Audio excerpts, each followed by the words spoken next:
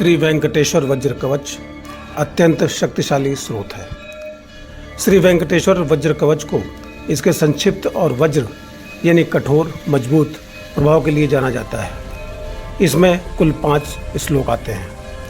पहला श्लोक संकल्प और भगवान की शरण, दूसरा श्लोक सिर और प्राणों की रक्षा, तीसरा श्लोक आत्मा और शरीर की रक्षा, चौथा श्लोक सभी दिशाओं में रक्षा और कार्य सिद्धि, पांचवा श्लोक फलश्रुति यानी पाठ करने का लाभ से संबंधित है।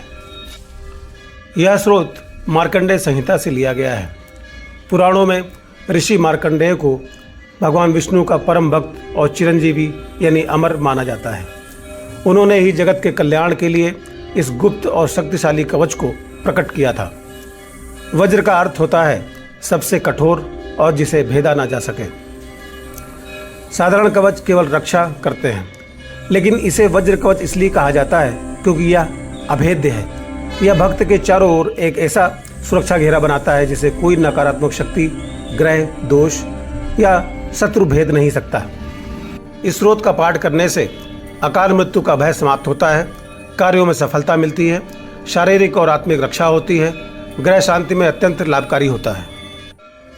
भगवान वेंकटेश्वर बालाजी कलयुग के प्रत्यक्ष देवता माने जाते हैं। उनकी भक्ति से शनि और राहु जैसे ग्रहों के दोष भी शांत हो जाते हैं।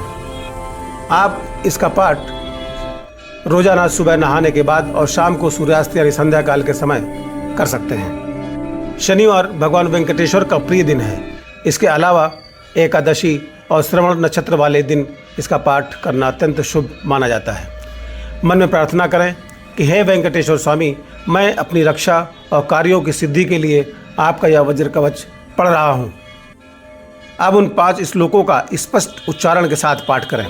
आप इसे 1 बार, 3 बार या 11 बार भी पढ़ सकते हैं और अंत में भूल चूक के लिए क्षमा मांगें। यह कवच छोटा जरूर है, लेकिन इसकी शक्ति बहुत अधिक मानी जाती है। कलयुग में भगवान वेंकटेश्वर को संकट मोचन के रूप में भी देखा जाता है। अब पाठ आरंभ होता है।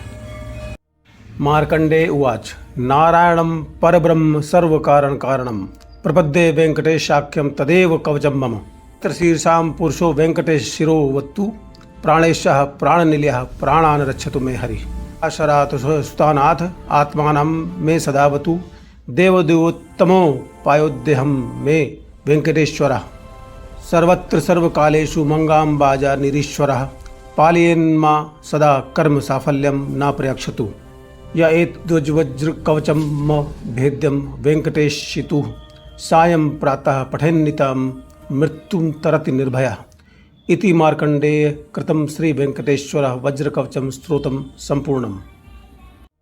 मार्कंडेय उवाच नारायणं परब्रह्म सर्वकारण कारणं प्रपद्ये वेंकटेशाख्यं तदेव कवचं मम शीर्षां पुरुषो वेंकटेश शिरो वत्तु प्राणेशः प्राणनिलयः प्राणान् रक्षतु मे हरि अशरात् सुतानाथ आत्मानं मे सदावतु देवदेवोत्तमो पायोद्यहं मे वेंकटेश्वरः सर्वत्र सर्वकालेषु मंगाम्बाजा निरीश्वरः पालयेन्मा सदा कर्म साफल्यं न प्रयक्षतु य एतद्वज्र कवचं भेद्यं वेंकटेशितुः सायं प्रातः पठेन्नितं मृत्युं तरति निर्भयः इति मार्कंडेय कृतं श्री वेंकटेश्वर वज्रकवचं स्तोत्रं संपूर्णम्।